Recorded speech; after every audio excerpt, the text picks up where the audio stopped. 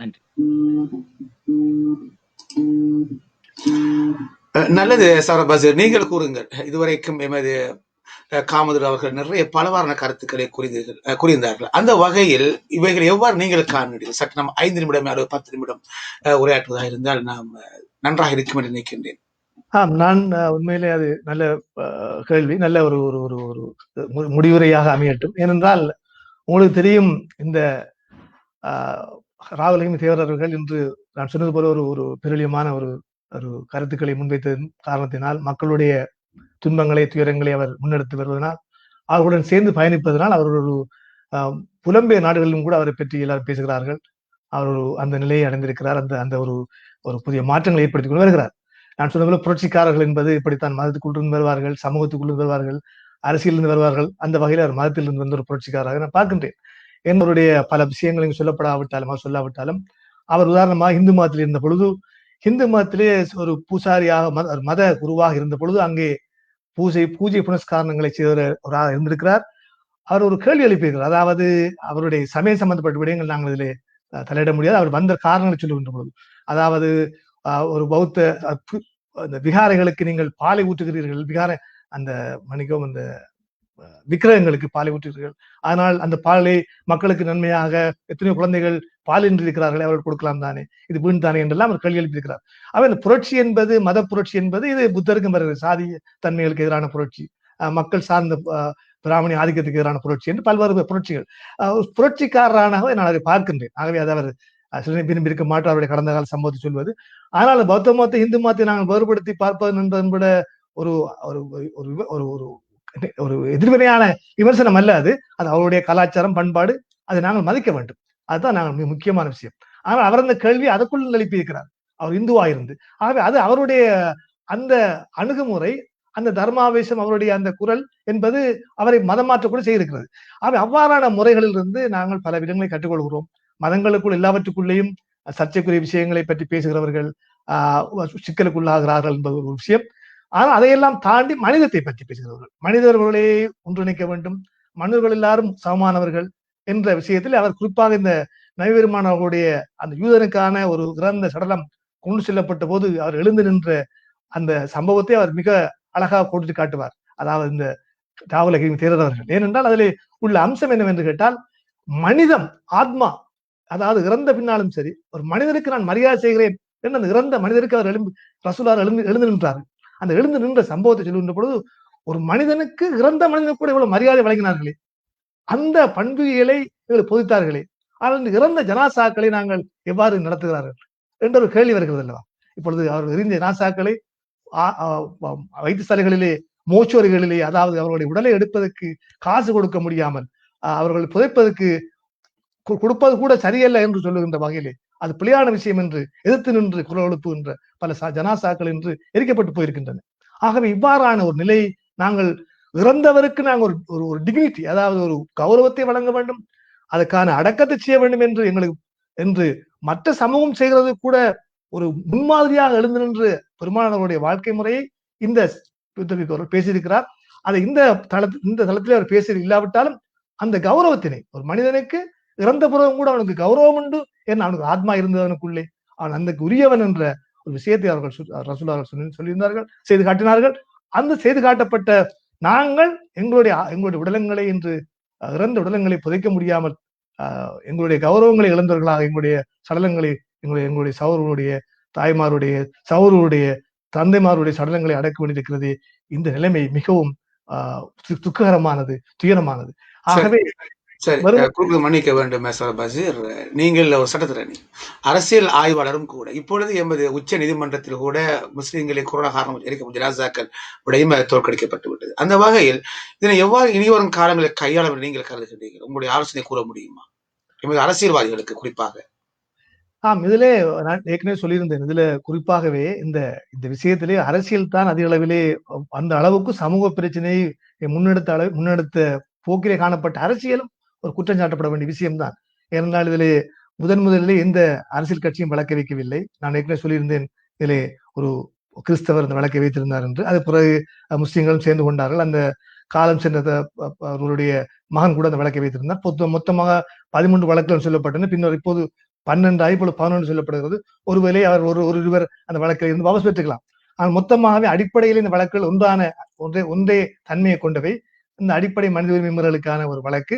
அடுத்தது இந்த அவருடைய ஹெல்த் மினிஸ்டர், அதாவது சுகாதார அமைச்சருடைய அந்த கெசட் நோட்டிபிகேஷன், அந்த வர்த்தமான அறிவித்தல் செல்லுபடியாகாது என்பது என்ற அடிப்படையிலே அவர்கள் அந்த வழக்கை கொண்டு வந்திருந்தார்கள். என்ன WHO சொல்லப்பட்ட 2 விதமான சடலங்களை அடக்குவது அல்லது எரிப்பது என்ற விதத்திலே ஏன் அவர்கள் ஒன்றை மட்டுமே செய்ய வேண்டும் என்று வற்புறுத்துவது WHO கோட்பாட்டுக்கு முரணானது என்றதும் என்ற அடிப்படையிலும் அது செய்யப்பட்ட முறை விதங்கள் பற்றியெல்லாம் அவர்கள் சொல்லியிருந்தார்கள். மற்ற அதுக்கு எதிராக வைக்கப்பட்ட ஆதாரங்களான இந்த மண்ணியல், அதாவது ஆதாரங்களான நீர் கெட்டுவிடும், அதனால் திரும்பவும் இந்த நோயினுடைய தாக்கங்கள் மீண்டும் பலரை பாதிக்கும் என்ற விதமான கருத்துக்கள் எதுவுமே நிரூபிக்கப்பட்ட ஆவணங்கள் கொண்டு செய்யப்படவில்லை. ஆனால் அதுக்கான கருத்தியல் சொன்னவர்கள் அந்த துறையிலே உள்ளவர்கள் சொன்னார்கள். இருந்தாலும் அதுக்கு எதிரான கருத்துக்களை முன்வைக்கின்ற அல்லது அடிப்படையாக அதுக்கான ப்ரூஃப், அதாவது நிரூபணம் செய்யப்பட்ட இந்த சான்றுகளையும் அவர் முன்வைக்கவில்லை. ஆக முதலாவது இந்த வழக்கு என்ன நடந்திருக்கிறது என்றால், இந்த வழக்கு அடிப்படையில கேட்கப்பட்டிருக்க கூடாது. இந்த மேற்கு நாடுகளில் அவ்வாறான விஷயங்கள் இருக்கின்றன. எவ்வாறு என்றால், ஒரு வழக்கிலே மெரிட்னு சொல்வார்கள். இந்த வழக்கை கேட்பதற்கான தகுதி அடிப்படையில இருக்கிறதா? இந்த வழக்கிலே 1.5 நாள் கேட்டுவிட்டு வழக்கிலே இது கேட்க முடியாதுன்னு சொல்வது என்பது வினோதமானது. சுமந்திரன் இது பற்றி ஒரு கொட்டேஷன் ஒரு ட்விட்டர் போட்டிருந்தா, நான் கீழே நானும் ஒரு கருத்தை போட்டிருந்தேன். அதாவது என்னவென்றால், இந்த வழக்கானது மெரிட், அதாவது அதனுடைய தகுதி இல்லை, கேட்பதற்கான தகுதி அது இருக்கிறதா இல்லையா என்பதை அவர்கள் தீர்மானித்த பிறகுதான் வழக்கை கேட்க வேண்டும். ஆனால் இங்கே நடந்திருக்கிறது என்றால் பிரதிவாதம் நடந்திருக்கிறது, அல்லது அதுக்கு எதிரான கருத்துக்கள் முன்வைக்கப்பட்டிருக்கின்றன. குறிப்பாக இந்த நீரியல் சம்பந்தமா வந்தவருடைய வாதங்கள் முன்வைக்கப்பட்டிருக்கின்றன. அரசாங்கத்தினுடைய அரசரப்பு வாதங்கள் முன்வைக்கப்பட்டிருக்கின்றன. வாதங்களை முன்வைத்து விட்டு நாங்கள் அதை கேட்க மாட்டோம் என்பது வினோதமானது. உயர் நீதிமன்றத்தினுடைய திருப்பி விமர்சிப்பது என்பதல்ல நோக்கம். ஆனால் அது அடிப்படையிலே அவங்களுடைய சட்டம் அப்படி இருக்கிறது என்று சொல்கிறார்கள். ஆனால் எனக்கு நான் இன்னும் ஆழமா அதை பார்க்க வேண்டியிருக்கிறது. என்றால் உண்மையிலேயே ஒரு வழக்கு கேட்பதற்கான தகுதி இருக்கிறதா இல்லையா என்பதை தீர்மானித்த பின்னர் தான் வழக்கை கேட்பதற்கு போக வேண்டும், வாத பிரதிவாதம் முன்வைக்கப்பட வேண்டும். ஆனால் அப்படி இல்லாமல் வைக்கப்பட்டிருந்தால் அதுக்கு ஒரு அப்படியான ஒரு நடைமுறை அங்கு இருக்கிறது என்பதாக ஒரு சட்டத்தரணி ஒரு நேர்காணலில் குறிப்பிட்டிருக்கிறார். அப்படி இருந்தால், நான் அதை மேலதிகமாக பார்க்க வேண்டியிருக்கிறது, அப்படி ஒன்று இருந்தால் அந்த வழக்கை கேட்டிருக்கிறார்கள். ஆகவே அந்த 1.5 நாள் நேரத்தை முன்னெடுத்துக்க தெரியவில்லை. மக்கள் இந்த வழக்கு கேட்கப்பட போகிறது என்ற அபிப்பிராயத்தை ஏற்படுத்திக்க தெரியவில்லை. அது மொத்தமாகவே இந்த வழக்கு எதிர்பார்த்த பலனை தரவில்லை என்றாலும் இதை இன்னொரு வகையிலே இந்த வழக்கை கொண்டு வருவதற்கான வாய்ப்புகள் இருக்கின்றன. பல விஷயங்கள் இருக்கின்றன. இந்த வழக்கிலே ஒரு விதமான விஷயங்களை நாங்கள் முன்னெடுத்துக் கொண்டு இன்னொரு வழக்கை வைக்க வேண்டிய தேவையும் இருக்கிறது. ஆனால் இது பற்றி ஒரு சட்டத்தரணி கருத்து தெரிவிக்கலை சொல்கிறார், இந்த வழக்கிலே சமர்ப்பிக்கப்பட்ட அறிக்கைகள் பொய்யானவை, அதாவது இந்த வைத்திய அறிக்கைகள் எல்லாம் பொய்யானவை என்ற வகையிலே ஒரு வழக்கை நாங்கள் முன்வைக்கலாம் என்று ஒரு கருத்தை வெளியிட்டிருக்கிறார். ஆனால் அதில் எனக்கு முரண்பாடு இருக்கிறது. ஏனென்றால் அடிப்படையிலே அந்த கருத்துக்கள் அது ஒரு சட்ட விவாதத்துக்குரிய விஷயங்கள். ஆனால் வேறு விதமாக இந்த வழக்கிலே நடைபெற்ற முறை, அதாவது இந்த கெசட் நோட்டிபிகேஷன் வந்த முறை, அதை பிரகடனப்படுத்திய முறை, அப்போது நாடாளுமன்றம் இல்லாமல் வெறும் அமைச்சராக இருந்த காலத்திலே அவர் செய்யப்பட்ட அந்த முறையும், பின்னர் நாடாளுமன்றம் கூடிய பொழுது ஒரு மக்களவையில் ஒரு பிரேரணையை கொண்டு வந்து அதை கொண்டு வரக்கூடிய சாத்தியம் இருக்கிறதா, அந்த பிரேரணையை திருத்த கொண்டு வரக்கூடிய சாத்தியம் இருக்கிறதா என்ற கேள்வி. அமைச்சருக்கு கொடுக்கப்பட்ட அதிகாரம், அப்பொழுது இருந்த அதிகாரம் ஒரு காபந்து அரசாங்கம், அதாவது தேர்தலுக்கு முன்பான அரசாங்கம். இதுகள் சம்பந்தமான அப்பொழுது ஜனாதிபதியுடைய உரிமைகள் பற்றிய கேள்வி எல்லாமே ஒரு மிகப்பெரிய ஒரு சட்ட ஒரு விவாதத்துக்கான பொருளாக நான் பார்க்கின்றேன். ஆகவே நான் நினைக்கிறேன் அது சம்பந்தமான சட்ட வரைஞர்கள் ஏதாவது அதை பற்றி ஆலோசித்துக் கொண்டிருப்பார்கள், செய்வார்கள் நம்புகின்றேன். அவ்வாறு வருகின்ற பொழுது இந்த வழக்கின் அடிப்படையிலே கெசட் நோட்டிபிகேஷன் சரியா இல்லையா என்பதை பற்றிய விவாதமும், இந்த உச்ச நீதிமன்றத்தினுடைய இந்த கேட்ட முறை, அதாவது 1.5 நாள் ஒரு வழக்கை விசாரித்து விட்டு இது விசாரிக்க முடியாது என்று, விசாரிக்க முடியாது என்று, அப்படின்னா வழக்கை கேட்டிருக்க தேவையில்லை. வழக்கை இங்கே என்ன செய்வார்கள் என்றால், இந்த நாட்டில் என்னென்றால் ஒரு வழக்கை நாங்கள் ஃபைல் பண்ணால் பேப்பர் ஹியரிங் சொல்வார்கள். அதாவது நாங்கள் ஃபைல் பண்ணுகின்ற கேஸினுடைய பத்திரங்களை பார்ப்பார்கள். அதிலே பெர்மிஷன் டு அப்பீல், அதாவது நீங்கள் இந்த அப்பீலுக்கு உரிய அனுமதி வழங்க முடியுமா என்பதை அந்த ஜட்ஜ் அவரை பார்ப்பார். அவர் தேவை என்றால் அந்த குறிப்பிட்ட அந்த விண்ணப்பித்தவரை கூப்பிட்டு ஒரு சப்மிஷன் செய்ய சொல்லுவார். அது ஒரு நடக்கும். அவ்வாறு நடந்து தீர்மானித்த பிறகு அவர் சொல்லுவார், இந்த 2 பக்கம் வருவதில்லை, வாத பிரதிவாதம் இல்லை, ஒரு பக்கத்தினுடைய வாதத்தை நீங்கள் அப்ளிகேஷன் நீங்கள் விண்ணப்பித்திருக்கிறீர்கள், இதில் உங்களுடைய கருத்து என்ன, ஏன் இதை நீங்கள் இந்த கருத்திலே ஆதரித்து இந்த வழக்கை வைத்திருக்கிறீர்கள் கேட்பார். அந்த நேரத்திலே அந்த வழக்கிலே அவர் அங்கு சரியான ஆர்கியூபிள் பாயிண்ட்ஸ், அதாவது வாதிடக்கூடிய எந்த ஆதாரங்களும் இல்லை, இது ஒரு நேர விடயம் என்று சொல்லி கொண்டால் சொல்லுவார், இந்த வழக்கை நான் மேலே கொண்டு செல்ல முடியாது, அனுமதி தர முடியாது, மறுத்து விடுவார். இதை போயும் செய்யலாம், போகாமலும் அவர்கள் அறிவிப்பார்கள். பேப்பரை பார்த்துவிட்டு வழக்கில் நீங்கள் போட்டிருக்கிற எந்த வித ஆதாரமும் ஒரு வழக்கை கொண்டு செல்வதற்கான ஆதாரமா தெரியவில்லை, ஆகவே ஹியரிங் ஒன்று தேவையில்லை, ஒரு ஒரு வழக்கு நடத்தப்பட வேண்டியது அவசியம் இல்லை. ஆனால் இங்கு அங்கு நடந்திருக்கிறது, நான் உச்ச நீதிமன்றத்தினுடைய நான் இங்கு விமர்சிப்பதாக அல்ல, எனக்கு அதனுடைய உச்சநீதிமன்ற இப்போதைய மாற்றங்கள் அல்லது சம்பந்தமான சட்ட நுணுக்கங்களை பற்றி நான் பேச முடியாமல் இருக்கிறேன். ஏனால் நான் இன்னும் சில ஆய்வுகளை செய்ய வேண்டியிருக்கிறது, அங்குள்ள சட்டத்தின் ஒரு சிலருடன் தொடர்பு கொண்டிருக்கிறேன். ஆகவே அவ்வாறு இருந்தால் இது ஒரு சவாலாக வந்துவிடும். ஆனால் அதுக்கு மேல் போவதற்கு எங்களுக்கு வழி இல்லை. உச்ச நீதிமன்றத்துக்கு மேல் போவதற்கு வழி இல்லை. ஆனால் உச்ச நீதிமன்றத்தினுடைய தீர்ப்புக்கு பதிலாக வேறு விதத்தில் இன்னொரு வழக்கினை கொண்டு போவதன் மூலமாக அவ்வாறான அந்த சிக்கலை தீர்த்து கொண்டு மேல் நோக்கி நகரலாமா என்ற கேள்வி இருக்கிறது.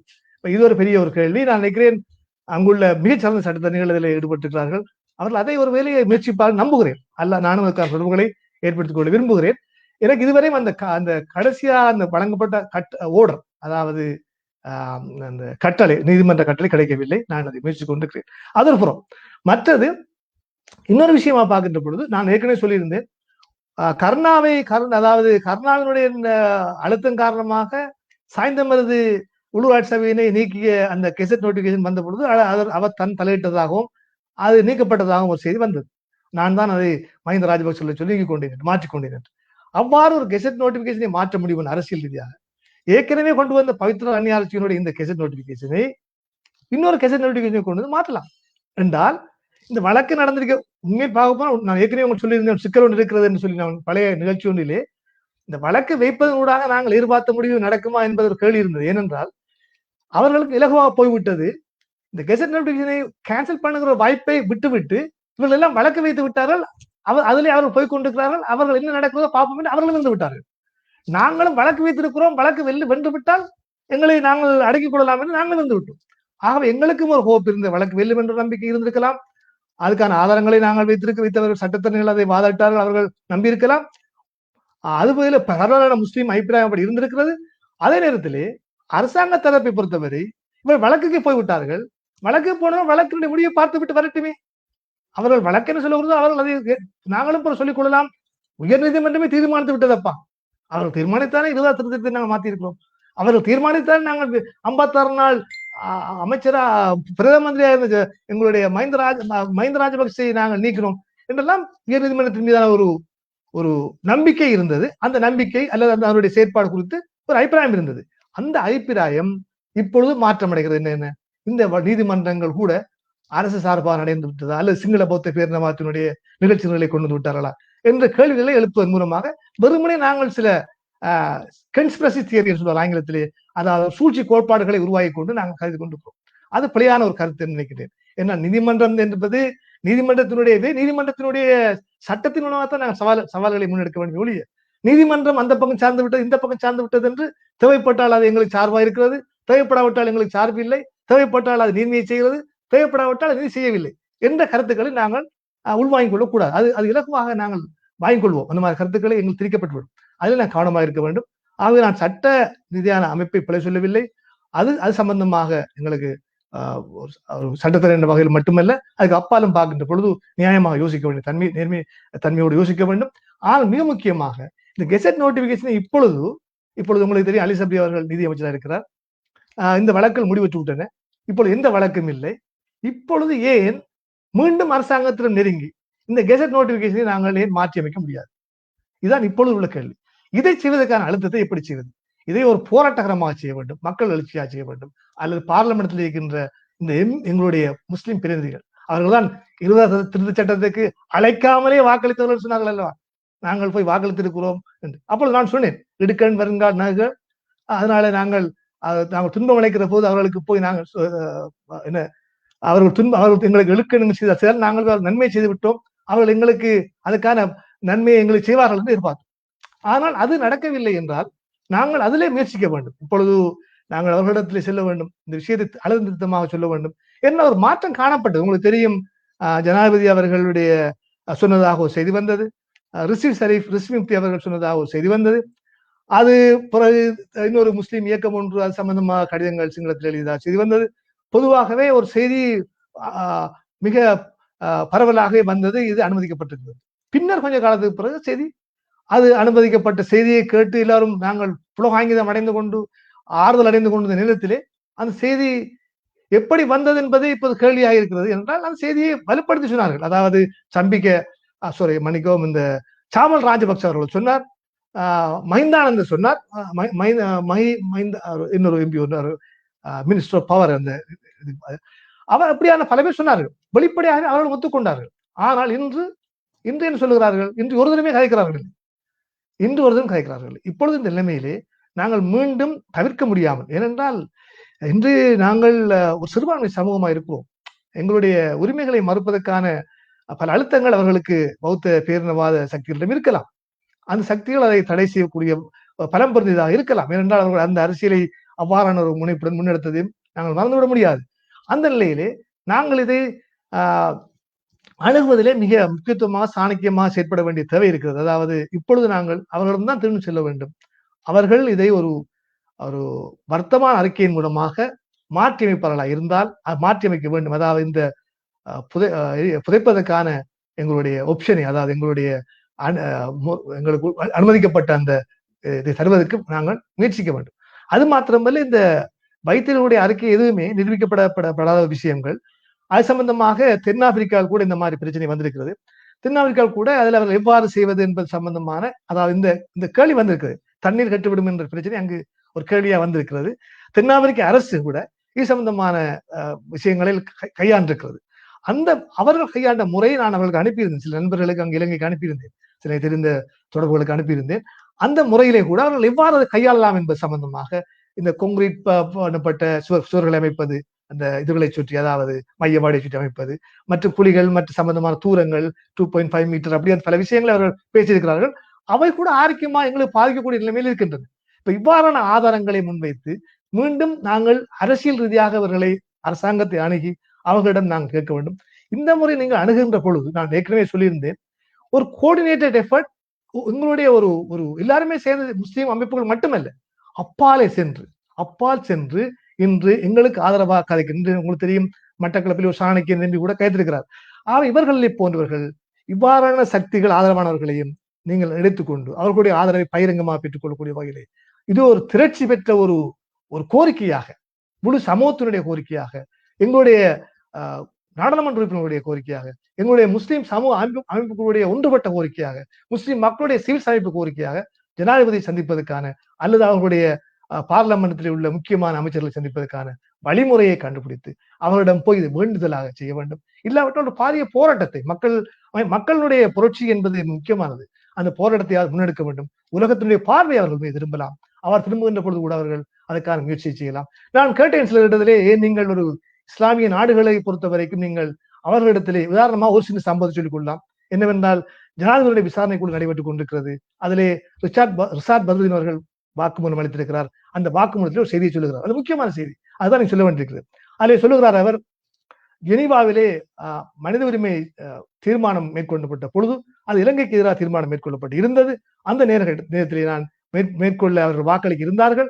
நான் கட்டாருக்கு சென்று கட்டாருடைய அதிகாரிகளை சந்தித்து அவர்களுடைய மனதை மாற்றி இலங்கைக்கு சார்பாக நான் வாக்களிக்க வைத்தேன் என்று சொல்லியிருக்கிறார்.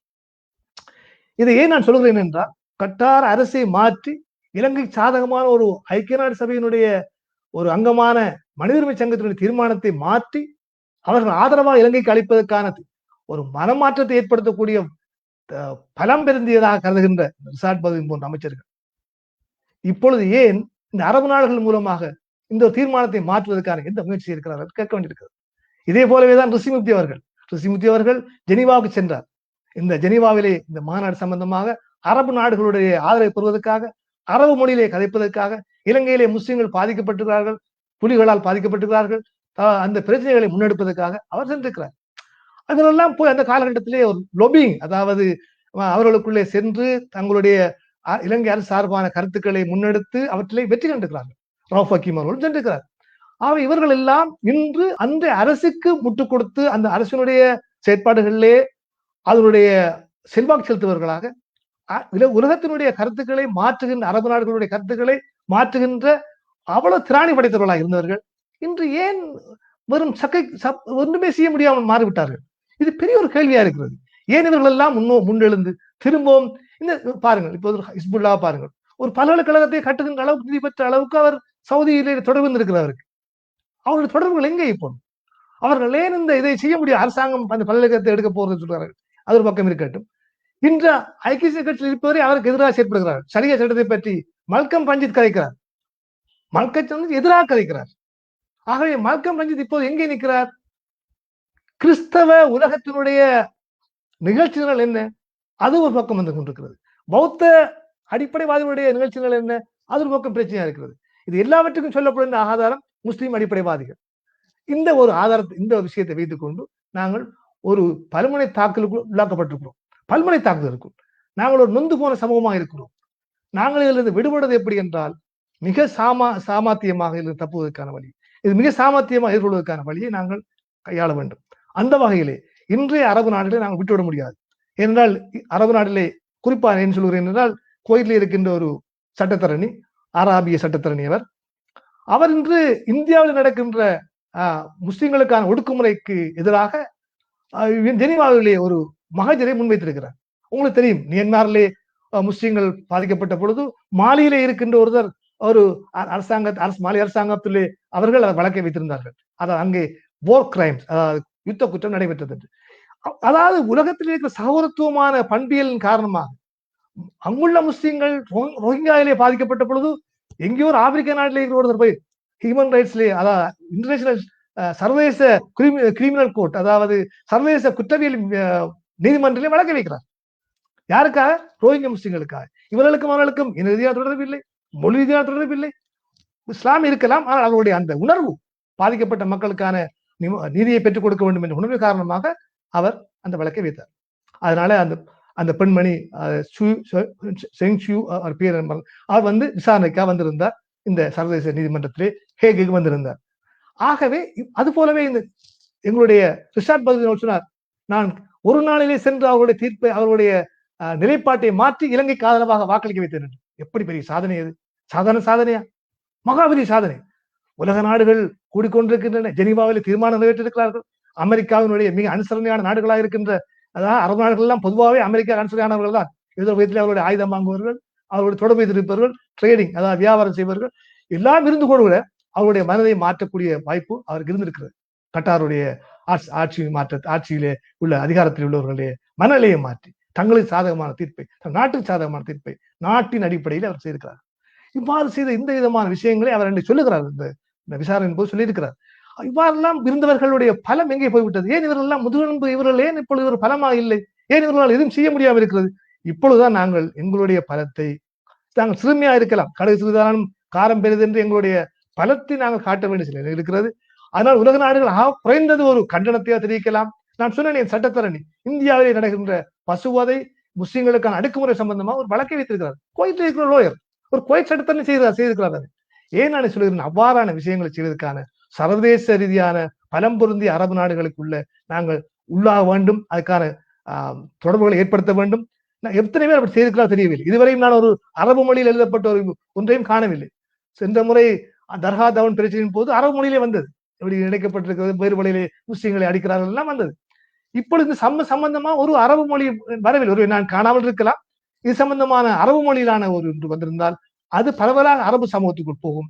அவர்கள் எங்களை குறைந்தது ஒரு அடிப்படையான சகோதர உணர்வு காரணமாக, மத உணர்விலே ஏற்பட்ட ஒற்றுமையின் காரணமாக எங்களுக்காக குரல் கொடுக்கலாம் அல்லது கதைக்கலாம். இது சம்பந்தமான வேலை திட்டம் நாங்கள் வேலை செய்து கொண்டிருக்கிறோம் என்று கேள்வி வருகிறது. ஆகவே அரசியல்வாதிகள் இப்பொழுது இன்னும் அவர்கள் தாமதிக்க முடியாது என்றால், இன்று 100 பேரா இருக்கிறது. ஒருவேளை என்னுடைய பயம் என்னவென்றால், இது ஒரு அடிப்படையாக மாறிவிட்டால் பல விஷயங்களை விட்டுக் கொடுக்க வேண்டி வரும். மெதுவாக மாடை விட்டுக் கொடுக்க வரும், முஸ்லீம் விவகார சட்டத்தை விட்டுக் கொடுக்க வேண்டி வரும். இன்னும் அப்படியே போய் கொண்டிருக்கலாம். ஒரு வேலையை நீங்கள் ஒரு காலகட்டத்தில் இங்க இருந்து ஹஜ்ஜிக்கு போக வேண்டாம் என்று ஒரு சட்டம் கொண்டு வந்தால் என்ன செய்ய போகிறீர்கள்? நான் கேட்கிறேன். இலங்கையில் ஹஜ்ஜிக்கு போக முடியாது, அது தேவையில்லாத விஷயம். இலங்கை அரசாங்கத்துக்கு அது பெரிய அவசியம் இல்லை, அல்லது எங்களுக்கு அது எங்களுக்கு வேண்டாம் என்று சொன்னால் நான் கேட்கிறேன். ஒரு ஹைப்போதட்டிக்கலாக தான் கதைக்கிறேன். ஒரு வெறுமனே ஒரு கற்பனாதியா ஒருவேளை வந்தால் கூட நாங்கள் என்ன செய்வோம்? அரசாங்கம் சொல்லிவிட்டது என்று நாங்கள் இப்படித்தான் ஒரு 6-7 மாதத்துக்கு கூகுள் போடுவோம், வீடியோ போடுவோம், யூடியூப் போடுவோம், பேஸ்புக்கிலே கதைப்போம். ஆனால் ஒன்றும் நடக்காது. என்ற அமைக்கு மாறிவிடுவோம். நாங்களும் மெதுவாக பழகிவிட்டோம். அந்த பழக்கத்தின் காரணமாகத்தானே ஆரம்பத்திலே புதைக்கப்பட்ட மனங்களுடைய எரிக்கப்பட்ட சடங்குகளுடைய எங்களுக்கு ஆஸ்தி தந்தால் போதும், நாங்கள் ஆஸ்தியை அடக்கி விடுகிறோம் என்ற குரலை கூட கிறிஸ்துமூர்த்தியார் வைத்திருந்தார். இந்த அடங்கி போகிற தன்மையினுடைய காரணமாக நாங்கள் எல்லாவற்றையும் இழந்து நாங்கள் மிக அடிமட்ட சமூகமாக மாறிவிடுவோம் என்ற அச்சம் எனக்கு இருக்கிறது. அதற்கான காரணம் எங்களிலும் இருக்கிறது. இதை எதிர்கொள்கின்ற நேரத்தில் எதிர்கொள்வது, இதை எவ்வாறு எதிர்கொள்வது பற்றிய எங்களுக்குள்ளாத கூட்டுறவு தன்மை, எங்களுக்குள்ள இருக்கிற முரண்பாடுகள் எங்களை மிக பலனடை செய்து கொண்டிருக்கிறது. எதில் ஒற்றுமைப்பட வேண்டுமோ அதில் ஒற்றுமைப்படுவதில்லை. அரசியலை வேறுபடுவோம், வேறொரு விடயங்களே வேறுபட்டிருப்போம், ஊர்களிலே வேறுபடுவோம், பிரதேசங்களிலே வேறுபடுவோம். அதெல்லாம் தவிர்க்க முடியாமல் யதார்த்தமான செய்திகளாக இருந்துவிட்டு போகலாம். ஆனால் இந்த விஷயம் எப்படி களிமாவில் ஒன்றுபடுகிறோமோ அதுபோல் ஒன்றுபட வேண்டிய விஷயம். இது அடிப்படையான விஷயம். இந்த விஷயத்தை நீங்கள் ஒரு அடிப்படை மனித உரிமை மீறலாக எடுத்து இதை கொண்டு செல்ல வேண்டும். துரதிருஷ்டவசமாக துருக்கி தொப்பிக்காக வழக்கு பேசுவது காலத்திலே பிரிவி கவுன்சிலுக்கு வந்தார் அட்வொகேட் அப்துல் காதர். அப்பொழுது அந்த நிலைமை இருந்தது. அதுக்கு மேலாக வந்து வழக்கு பேசி சுப்ரீம் கோர்ட்ல வந்து வெளிநாட்டுக்கு வந்து பிரித்தானிய அரசினுடைய ஆட்சிக்கு இலங்கை இருந்த பொழுது குடியரசான பிறகு அந்த நிலைமை எங்களுக்கு இல்லை. ஆகவே நாங்கள் இப்பொழுது இலங்கையினுடைய உச்சக்கட்ட தீர்ப்பை பெற்றுவிட்டோம் என்றாலும் அடுத்த கட்டத்திலே அந்த தீர்ப்பிலே ஏதாவது ஒரு வழியிலே வேறொரு விதத்திலே இந்த வழக்கை கொண்டு வர வேண்டியிருக்கு. அந்த வகையிலே மனித மீறலை வழக்கை கொண்டு வருவதற்கான வாய்ப்புகள் இருக்கிறதா என்று ஆராய வேண்டும். சட்டத்தரணிகள் சம்பந்தமாக நினைக்கிறேன். நாங்களும் யோசித்துக் கொண்டுதான் இருக்கிறோம், இல்லை என்றல்ல. அது சம்பந்தமாக நாங்கள் பார்த்துக் கொண்டிருக்கிறோம். அங்குள்ளவர்களும் அதை செய்து கொண்டு கேள்விப்படுகிறேன். அதில் குறிப்பா சரியான முறையில் அந்த வழக்கை கொண்டு செல்ல வேண்டும். இந்த வழக்கை வெற்றியடைய வேண்டும். நாங்கள் இதற்கான வெறுமனை பிரார்த்தனைகள் மட்டுமே, பிரார்த்தனை என்பது எங்களுடைய பகுதி, அதை செய்து கொண்டுதான் இருக்கிறோம். நாங்கள் பிரார்த்தனை பண்ணா நாள் இருக்கிறதா இது சம்பந்தமாக இல்லை. ஒவ்வொரு தாய்மாரும் ஒவ்வொரு இளைஞர்கள் ஒவ்வொரு முஸ்லீம்களும் பிரார்த்தனை பண்ணி கொண்டிருக்கிறார்கள், புலம்பெயர்ந்து வாழ்வுகளும் பண்ணி கொண்டிருக்கிறார்கள். ஆனால் இதை நாங்கள் வெறுமனே அந்த வெளிநாடுகளில் ஆர்ப்பாட்டம் பண்ணுவதன் மூலமாக வெளிநாட்டு அரசாங்கம் எங்களுக்கு உதவ போறது என்ற கருத்து அல்ல. அதுக்கு விட கவனமாக இருக்க வேண்டும். வெளிநாட்டு அரசாங்கங்களை தூக்கி எறிகின்ற அளவு இலங்கை அரசாங்கம் அந்த பயிற்சியை பெற்றுவிட்டது. உங்களுக்கு தெரியும், எத்தனையோ போராட்டங்களை தமிழர்கள் செய்திருப்பார்கள், வீதிகளில் இறங்கியிருப்பார்கள், போராட்டம் பண்ணியிருப்பார்கள். அந்த போராட்டங்கள் எல்லாம் வந்தபோது இலங்கை அரசாங்கம் என்ன சலித்து விட்டதா? நான் ஒரு தடவை சந்தித்த பொழுது மஹிந்த ராஜபக்ச அவர்களை கூட இந்த பிரித்தானியாவில் இருக்கிற இலங்கையினுடைய தூதராலயத்துக்கு முடக்கி வைத்திருந்தார்கள். வெளியேறுவது கூட லாக்டவுன் மாதிரி, வெளியிறங்குவது கூட வெளியிலே போலீஸ்காரர்களை கூப்பிட்டு அந்த இடங்களை இலகுபடுத்தி அவர் பிராணத்தை செய்யக்கூடிய நிலைமை இருந்தது. அவர் சந்திக்க வந்தவர் கூட அந்த பிரச்சனையை எதிர்கொண்டார்கள். ஏன் நான் சொல்கிறேன் என்றால் அவ்வாறு நிலை ஏற்படுத்தினார்கள் போராட்டங்கள் மூலமாக. ஆனால் என்ன நடந்தது? இலங்கை அரசாங்கம் தன்னுடைய முனைப்பான போக்கிலே போய்கொண்டிருக்கிறது. அது போய்கொண்டிருந்தது. அது போலவே உங்களுக்கு தெரியும், ஜெனீவாவிலே 30 சரத்துகள், அதாவது மனித உரிமை சட்டத்தினுடைய ரெக்கமெண்டேஷன்ஸ், அது இலங்கை அரசாங்கம் அந்த ரிசொல்யூஷன்ல இருந்து, தீர்மானத்திலிருந்து பின்வாங்கி கொண்டது, வாபஸ் ஆகி கொண்டது. அப்பொழுது இலங்கையில் அச்சுறுத்தல் பண்ணார்கள். நீங்கள் சுமந்திரம் கூட சொன்னார், நீங்களிலே வித்ரோ பண்ண முடியாது, பின்வாங்க முடியாது, இது சர்வதேச சட்டம் என்று. ஆனால் இலங்கை அரசாங்கம் பொருட்படுத்தாமல் வந்தது. வடகிழக்கு இணைக்கப்பட்டது, அது இந்திய அரசாங்கம் அனுசரணை செய்யப்பட்டது. அது கூட சர்வதேச சட்டம் என்று பேசப்பட்டது. அதை நீங்கள் செய்ய முடியாது என்றார்கள். அதையும் அவர் பிரித்தார்கள். ஆகவே இலங்கையினுடைய நாங்கள் இறைமையை நாங்கள் அறிந்து கொள்ள வேண்டும். பெரும்பான்மை சமூகத்தினுடைய மனநிலையை நாங்கள் அறிந்து கொள்ள வேண்டும்.